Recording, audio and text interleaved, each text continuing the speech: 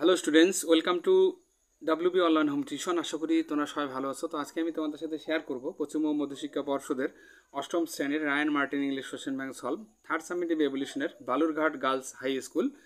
তো page number হলো 261। তো পুরো কোশ্চেনটি আমরা অ্যান্সার সহ আলোচনা করব। তো যারা আগের বা পরের ভিডিওগুলি দেখতে চাও তো অবশ্যই ভিডিওটির ডেসক্রিপশন বক্সে একটা প্লে লিস্ট দেওয়া আছে, তো তোমরা সেখানে গিয়ে আগের বা পরের ভিডিওগুলি দেখে আসতে পারো। তো তাহলে আমরা এখন শুরু করব। প্রথমেই এই দাগের কোশ্চেন অ্যান্সারগুলি আলোচনা করব। Complete the following sentence with information from the text থেকে ইনফরমেশন নিয়ে পূরণ করব। The narrator work for 3 days and then found himself in the most complete ডিসোলেশন।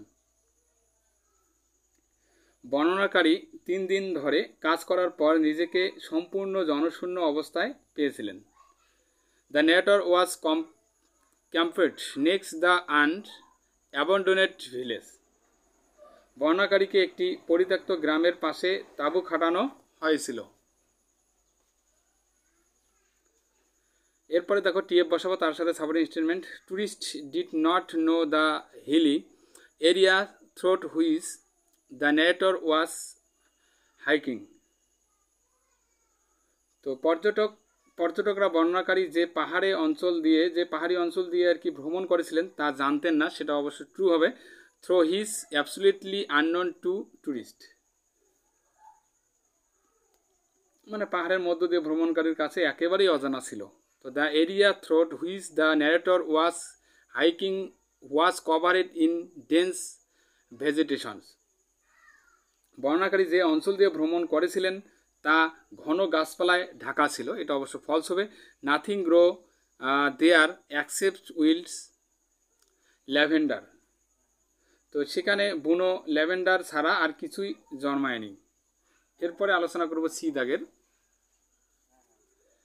Why did the narrator thinks that there must be a spring or a well in the village. বর্ণনাকারী কেন মনে করেছিলেন যে গ্রামে একটি ঝর্ণা বা একটি কূপ থাকতেই হবে। Because the ruined house made him think that people once lived there and needed water, so there must have been a spring or a well.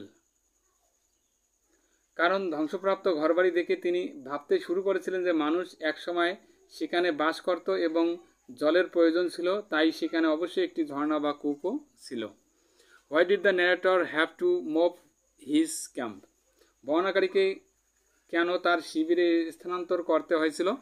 তো because the could not find water and had to search for it elsewhere. কারণ তিনি জল খুঁজে পাননি এবং অন্য কোথাও এটি খুঁজতে হয়েছিল। Name the text and the it is writer. তো এই লেখাটি এবং এর লেখকের এখানে নাম লিখতে বলছে। তো the man who planted trees by Jean জিওনের লেখা এটা, the man who planted trees. এরপরে দেখো এখানে find out the antonyms of the following words from the text থেকে আমরা এখানে অ্যান্টোনিম ওয়ার্ডগুলি খুঁজে লিখবো। যেমন লো মানে নিম্ন, তাহলে উচ্চ হবে হাই। ওয়েট মানে ভেজা, তাহলে হবে ড্রাই মানে শুষ্ক। এরপরে দেখো 2 দাগের পয়েন্টটি আছে, আমরা পয়েন্টের কোশ্চেন অ্যান্সারগুলি এখন আলোচনা করব।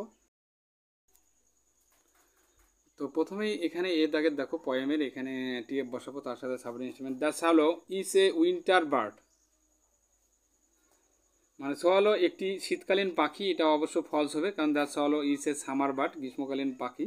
The swallow is heard sipping from the poet's windows still. তো কবির জানলার কাছ থেকে সোয়ালোর কিচিরমিচির শোনা যাচ্ছে, তো এটাও ফলস হবে, কারণ he is our chimneys may then be hard. আমাদের চিমনিতে সে, তাহলে শোনা যেতে পারে আর কি। এরপরে দেখো বি দাগের এখানে অ্যান্সার দ্য ফলোইং কোশ্চেন্স। তো who is said to be our guest. তো কাকে আমাদের অতিথি বলা হয়। দ্য সোলোকে আমাদের অতিথি বলা হয়। When can the solo be seen, মানে কখন সোলো দেখা যায়। তো during the fine and worm summer days, গরম ও গ্রীষ্মের দিনে সোলোকে দেখা যায়। এরপরে দেখো এখানে একটি আনসিন দেওয়া আছে, তো আমরা আনসিনটি একটু বাংলা মানে সহ আলোচনা করব, তারপরে কোশ্চেন আনসারগুলি। ওকে,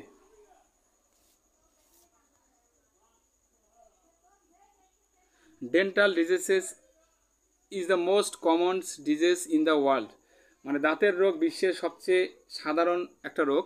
with proper personal and professional care you and your children can keep your teeth healthy and dazzling white, মানে সঠিক ব্যক্তিগত এবং পেশাদার যত্নের মাধ্যমে আপনি এবং আপনার সন্তানরা আপনার দাঁতকে সুস্থ এবং ঝকঝকে সাদা রাখতে পারবেন। Brushing your teeth is the best way to remove plaque and a proper method of brushing can minimise dental diseases, মানে দাঁত ব্রাশ করা প্লাক অপসারণের সর্বোত্তম একটা উপায় এবং দাঁত ব্রাশ করার সঠিক পদ্ধতি দাঁতের রোগ কমাতেও পারে। Always use a good toothpaste and a good quality toothbrush with soft bristles and handle that fits comfortably in your mouth and hand. সর্বদা একটা ভালো টুথপেস্ট এবং নরম ব্রিসলেট এবং হাতলযুক্ত একটি ভালো মানের টুথব্রাশ ব্যবহার করুন যা আপনার মুখ এবং হাতে আরাম ফিট করে। তো you must brush your teeth regularly after every meal or at least 2 weeks a day. প্রতিবার খাবারের পরে বা দিনে কমপক্ষে 2 বার নিয়মিত দাঁত ব্রাশ করা উচিত, specially at night before going to bed, বিশেষ করে রাতে ঘুমানোর যাওয়ার আগে। Brush should be changed when bristles get curled off, মানে ব্রিসলেট কুচকে গেলে ব্রাশ পরিবর্তনও করা উচিত। A child should start brushing soon after the first tooth appear in the oral cavity. তো শিশুর মুখের গহ্বরে প্রথম দাঁত ওঠার পরপরই দাঁত ব্রাশ করা শুরু করা উচিত। তো rinsings with plain water should be done after anything you eat, যে কোনো খাবারের খাওয়ার পর সাধারণ জল দিয়ে ধুয়ে ফেলা উচিত। তো massage you gums with your fingers after brushing and gently brush your tongue also, দাঁত ব্রাশ করার পর আঙ্গুল দিয়ে মাড়ি ম্যাসেজ করুন এবং জিহ্বা আলতা করে ব্রাশ করুন। তো a balances diet is necessary for dental health, তো দাঁতের স্বাস্থ্যের জন্য সুষম খাদ্য গ্রহণ করা জরুরি। You must finish your meal with self cleansings fibres or rough food such as salad and fruits, মানে খাবার শেষ করতে কিছু পরিষ্কারকারী আঁশযুক্ত বা রুক্ষ খাবার যেমন সালাদ এবং ফল দিয়ে শেষ করা উচিত। তো do not it sweets and sticky food such as chocolates, candies, cakes etc between meals as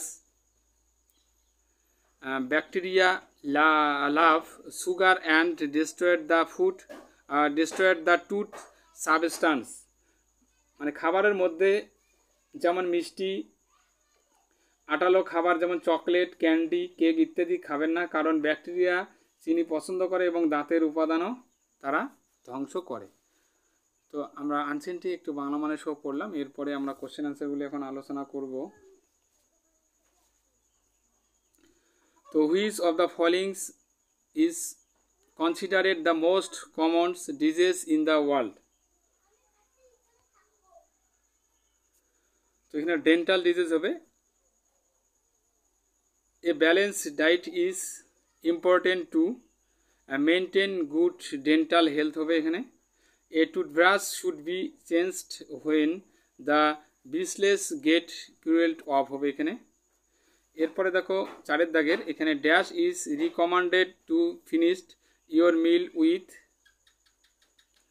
self cleaning fibres of rough food like salad and fruits হবে। রাইট দ্য আনসার হবে এখানে D. Okay, complete the following sentence with information from the passage থেকে information নিয়ে পূরণ করবো। For a child brushing should start soon after the appearance of the first tooth, মানে শিশুর ক্ষেত্রে দাঁত দেখা দেওয়ার পরপরই ব্রাশ শুরু করা উচিত। আর rinsing with plain water should be done after anythings you eat, মানে সাধারণ জল দিয়ে ধুয়ে ফেলা উচিত যে কোনো খাবার খাওয়ার পর। Gums should be massaged with fingers after brushing, মাড়ি ম্যাসেজ করা উচিত ব্রাশ করার পর সেটা আঙ্গুল দিয়ে। One must brushed one's teeth regularly after every meal or at least twice a day, মানে নিয়মিত দাঁত ব্রাশ করার উচিত, প্রতিবার খাবারের পর অথবা দিনে অন্তত 2 বার দাঁত ব্রাশ করা উচিত। এরপরে দেখো সি দাগের এখানে what are the benefits of brushings our teeth, মানে দাঁত ব্রাশ করার সুবিধা কি কি। তো brushing removes plaque and helps prevents dental diseases, brush করলে দাঁতের প্লাক দূর হয় এবং দাঁতের রোগ প্রতিরোধ সাহায্য করে। How can we keep our teeth healthy and dazzling white, কীভাবে আমরা আমাদের দাঁতকে সুস্থ এবং ঝলমলে সাদা রাখতে পারি। তো by maintaining proper personal care, brushing regularly, eatings a balances diet and avoidings sticky and sugar food, সঠিক ব্যক্তিগত যত্ন বজায় রেখে নিয়মিত ব্রাশ করে সুষম খাদ্য গ্রহণ এবং আটালো বা চিনিযুক্ত খাবার সেটা এড়িয়ে চলা।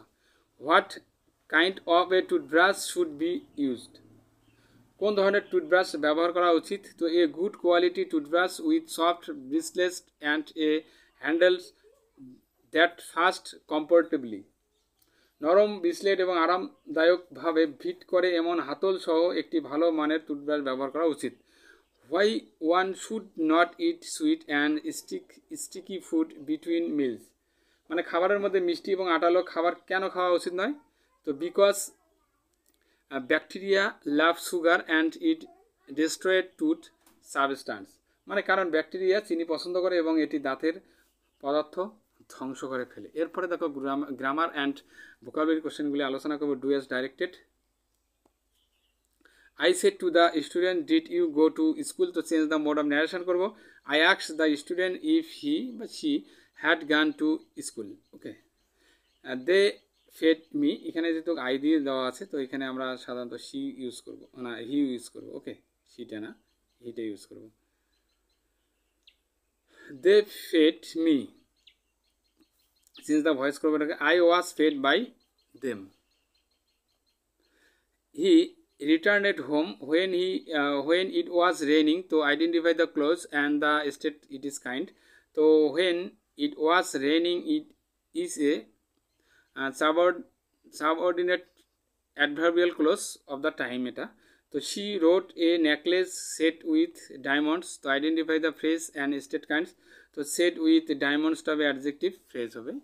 এরপরে আলোচনা করব পাঁচের দাগের, with a great effort he lifted the box। তো চেঞ্জ তো কম্পাউন্ড সেন্টেন্সে চেঞ্জ করবো এটাকে, তো he made a great effort and lifted the box. তো Bipin will never do it again, he is determined. তো join the sentence by using an infinitive করবো এটাকে, তো Bipin is determined not to do it again. সাথে দেখেন, I am the only one who called you, to fill in the blanks the appropriate article বসালাম the। my friend is living in Kolkata for the last 5 years, reader using the present perfect continuous tense করবে এটাকে, my father has been living in Kolkata for the last 5 years। Number 9, Donna loves solving riddles, তো underline the grant in the given sentence এটাকে করব, underline করতে হবে এখানে।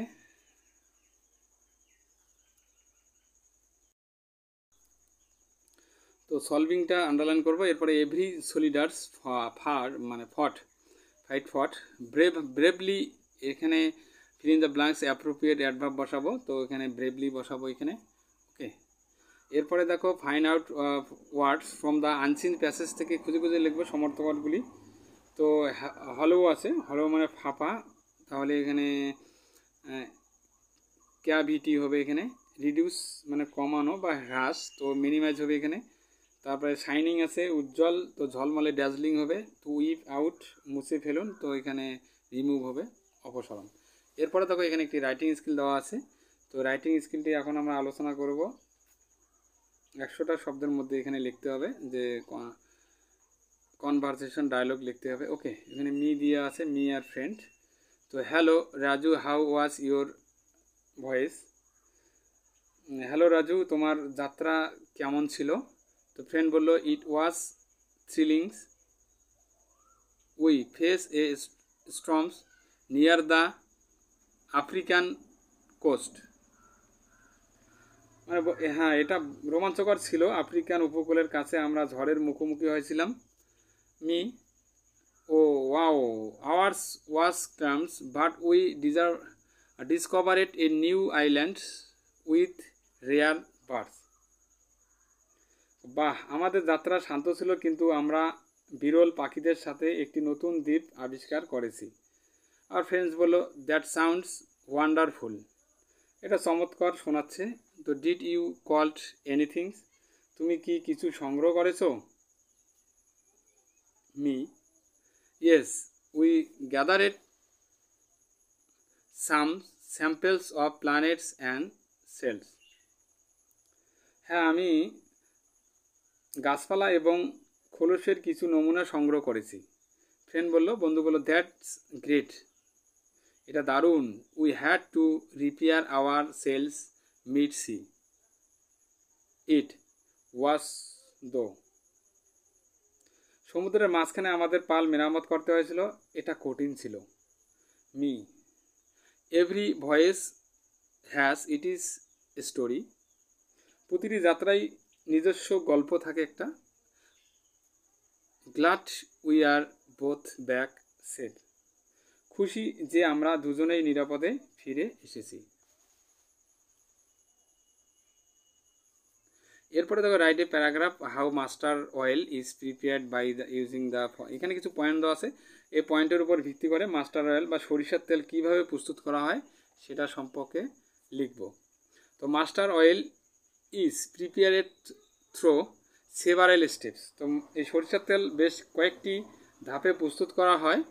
First, mustard seeds are collected and dried in the sun. তো প্রথমে সরিষার বীজ সংগ্রহ করে রোদে শুকানো হয়। আফটার ড্রাইং, মানে শুকানোর পরে, they are crushed in a machine to make a paste. তো একটি মেশিনে গুঁড়ো করে পেস্ট তৈরি করা হয়। Then water is added to the mixer, তারপর মিশ্রণে জল যোগ করা হয়।